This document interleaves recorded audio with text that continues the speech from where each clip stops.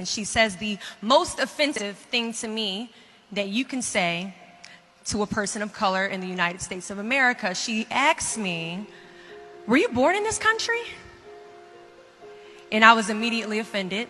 I put my hands on my hips and I said, "Yeah, I was born in this country."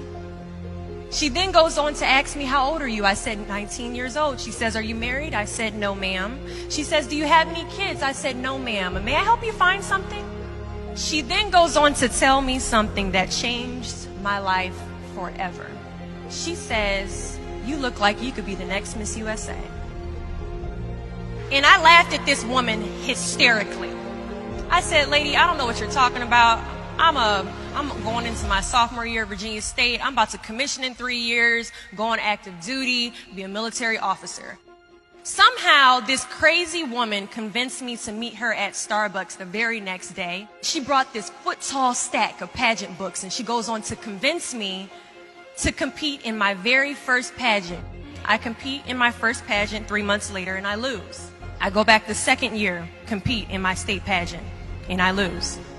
I go back the third year, compete in my state pageant, and I lose. Go back the fourth year, compete in my state pageant and lose. Go back the fifth year, compete in my state pageant and lose. But guess what happens the sixth year? I lose.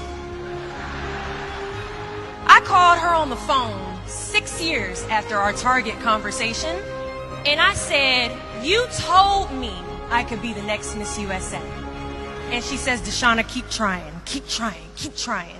In June of 2015, this amazing, kind of cuckoo woman passes away from leukemia. In December 2015, I win Miss District of Columbia, USA. In June 2016, I'm crowned the first soldier to win Miss USA. And last January, in Manila, Philippines, I walked the Miss Universe stage and placed top 9 amongst 86 countries.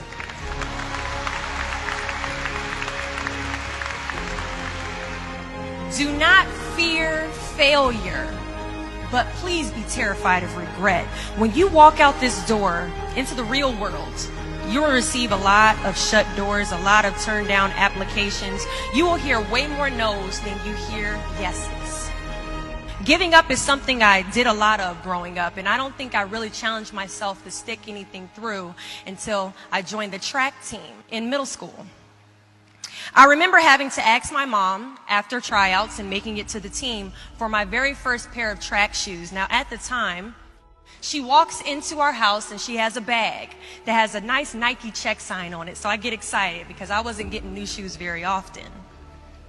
I go to take the shoe box out the bag and I notice that it says a size 9 on it. Mind you, in the 7th grade, I was a size 5. I open the box and I slide my feet into the shoe and I look at my mother and I said, "These shoes are too big." She says, "I know I did that on purpose." I was like, "Why would you buy shoes that are too big on purpose, Mom?" And she says, "Because I know that you're going to grow into them." Coach has us line up on the starting line and he wants us to run a lap around the track.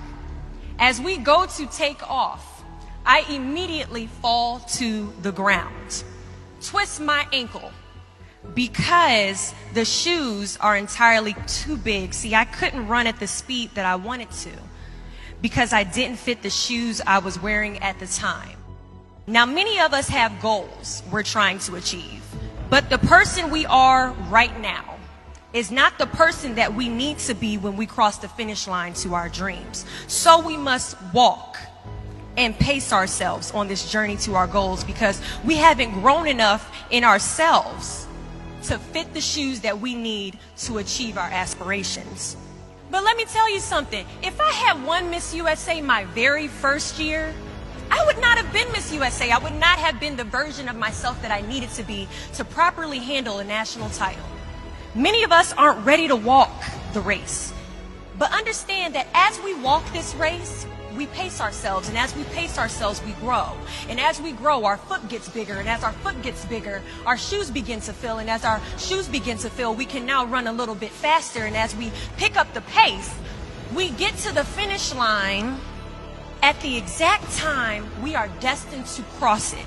Do not fear the word no, but be afraid of the possibility of a yes that you have prematurely destroyed because you decided to quit before the clock strikes 12. There are a lot of questions that is going to keep you up at night, but I guarantee there isn't one question that will keep you up longer at night than the question, what if I didn't give up?